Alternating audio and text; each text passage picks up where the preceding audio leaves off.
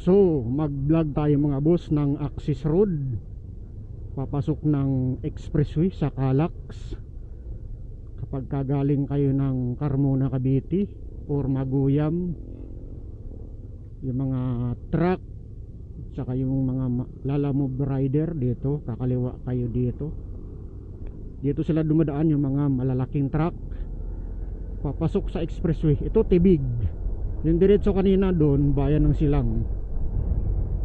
So ito Axis Road, ito papasok sa expressway ng Calax. So timean natin alas 8:03 ng umaga. Ngayong araw mga boss ay Miyerkules. Ilang tulog na lang, Pasko na at bagong taon na. Miyerkules ngayon mga bossing, December 17, 2025. Ba, ilang tulog na lang, 2026 na 2026 na. So ito yung Coffee Builder mga boss, yan no. Yung malaking restaurant ba yan o yung kape lang talaga, as in magkakape ka lang? Baka meron din naman pagkain sa loob. Tapos dito meron bagong gawa dito mga boss, solar plant. Ano, dito yung truck, naghahakot sila ng ano, construction materials.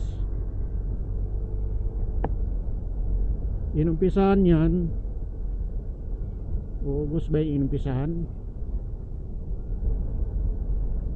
August, September, siguro mga 5 buwan, kalating taon na rin. Tapos dito mga boss ang daan papuntang expressway, tapos may lubak dito, ano, yan ang sinasabi ko. Dito yung mga masirang kalsada na dapat inayos. Tapos doon sa Bayan ng Silang na hindi naman sira, inaspalto ng napakailang patong. Yan o, dito butas. Ito dapat ang mga inaayos. Wala ba kayang supervisor ang mga, kahit mga local government, wala ba silang supervisor? Yung mga DPWH, kunyari buong bayan ng, kunyari Silang Cavite, buong bayan na yan, buong nasasakupan niya, wala ba silang supervisor? Isusorbe nila yung kalsada, kung saan yung masira yun ang aayusin. Talagang sakit na talaga sa DPWH yan, sakit na talaga ng gobyerno yan. Parang tayo tuloy ang nagkonsumisyon mga taong bayan. Saan yung sira hindi inaayos, saan yung hindi sira yun ang inaayos. Kunting ano lang dun okay pa siya inaspalto doon sa GP Rizal Street, Silang Cavite. Grabe ang kapal ng ano doon, aspalto. Parang ito ganito, dadangkalin mo siya, 2 dangkal o 3 dangkal ang kapal, pinagpatong-patong. Nakakailang ulit patong, halos siguro 1 linggo yun, kulang siguro 1 linggo yun o lagpas. Pinagpatong-patong asfalto. Samantala dito ibang parte sa Cavite, mga sira na dapat unahin ayusin. So ito mga boss ang Calax. Kapag pupunta kayong Aguinaldo Highway, kayo ay kakanan. Kapag pupunta kayo ng Santa Rosa, kayo naman ay kumaliwa. Yan, dito kayo kakaliwa mga boss, yan kakaliwa dito. So ito naman mga boss ay papunta ng Tibig, para naman sa small cc. Kasi pagka small cc na motor, lower cc na motor, below 400, so hindi ka pwede sa expressway kung papunta kayo ng Santa Rosa. So dito naman kayo, ito naman ay daanan ng mga lalamove rider papunta ng Santa Rosa, Laguna, galing Maynila. Dito sila nadaan, galing Maynila, mga lalamove rider, dito sila nadaan. Tapos meron dyan sa unahan na paliko papuntang Tibig, papuntang South Forbes, papunta na rin ng Santa Rosa or Binyan Laguna, hanggang kung pakanan kayo papunta naman Tagaytay. So ito yan, pakaliwa kayo dito. Ito alam na to ng mga Lalamove rider.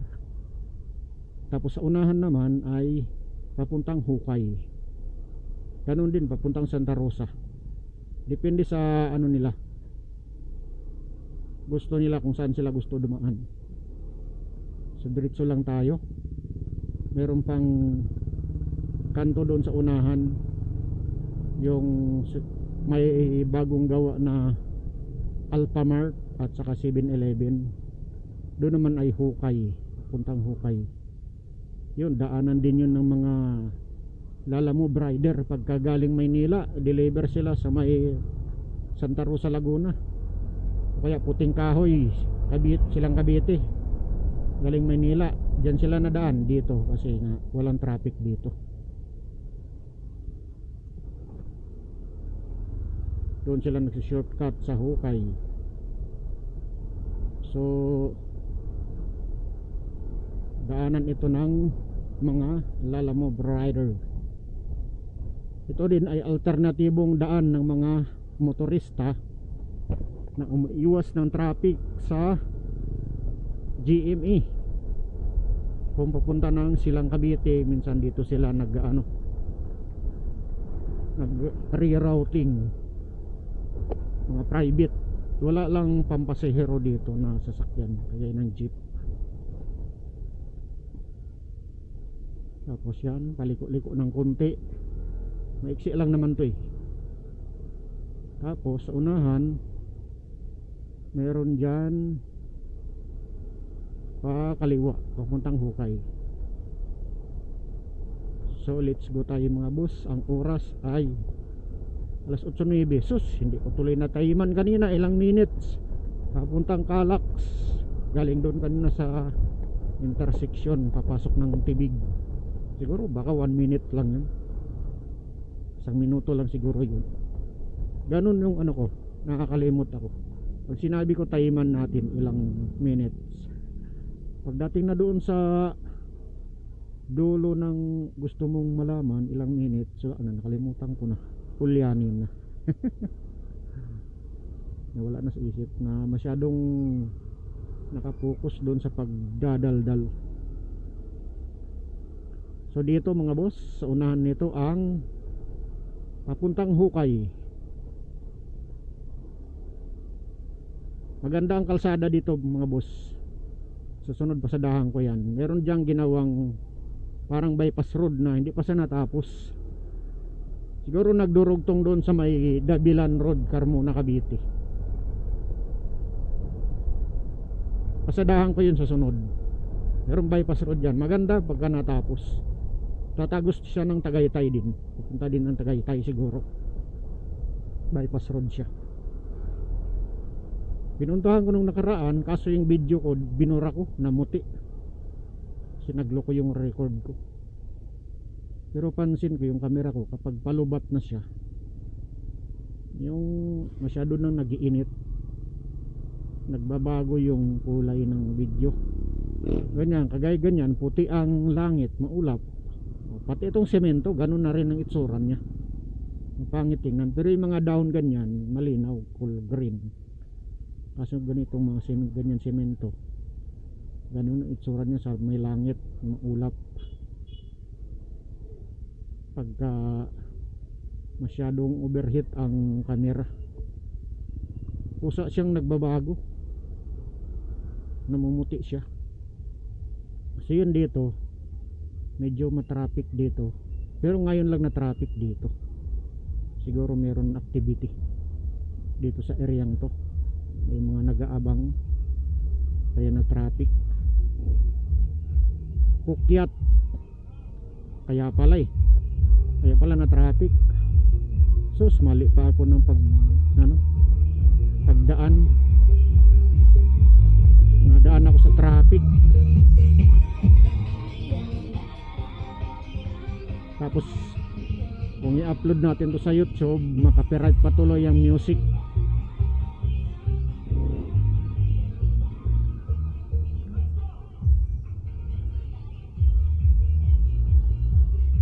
Siguro may ayuda mga to, galing kay konsihal, malamang ayuda, Christmas, pamasko, anong meron?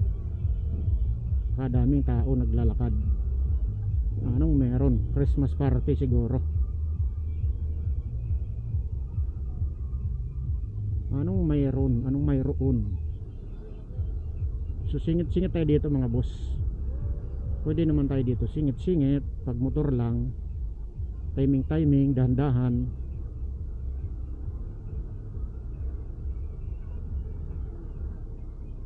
Oops. Kunting bigayan lang. Shout out mga boss, mga madam, mga sir, mga ate, mga kuya, mga chikidos. Yun laang dumami ngayong araw o Miyerkules,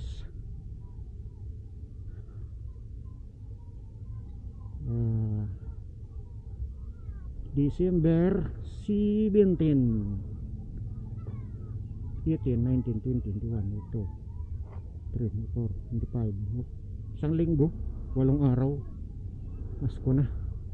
Masarado 7 days, 24, 25, pang 8 araw. Parang kailan lang, Pasko na naman, bagong taon na naman.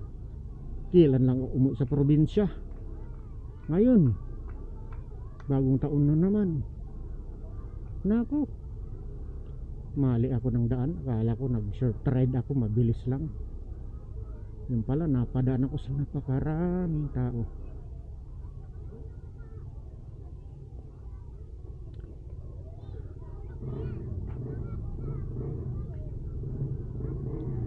Yun lang, di i-vlog na lang natin to, i-vlog na lang natin ito. Kaso may tugtog kanina, copyright.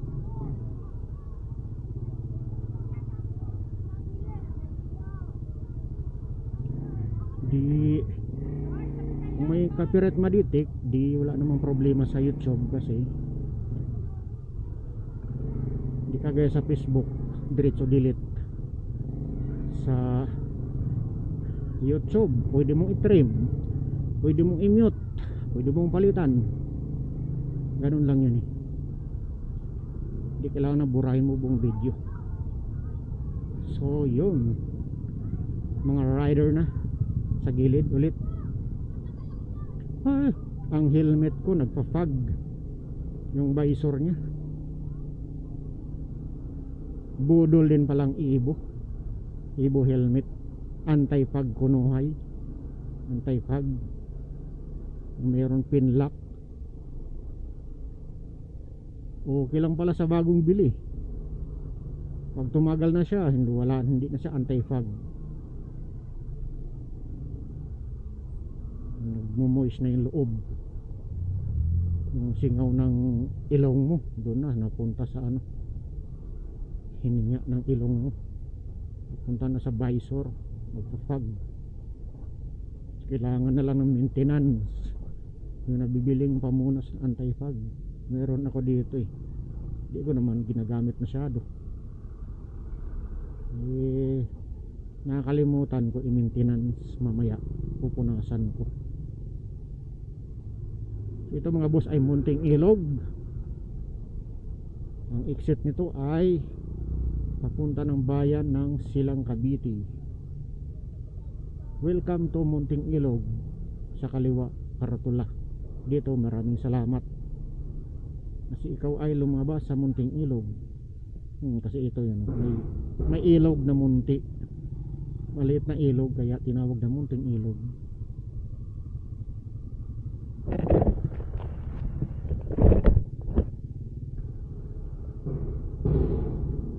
Tapos ito yung,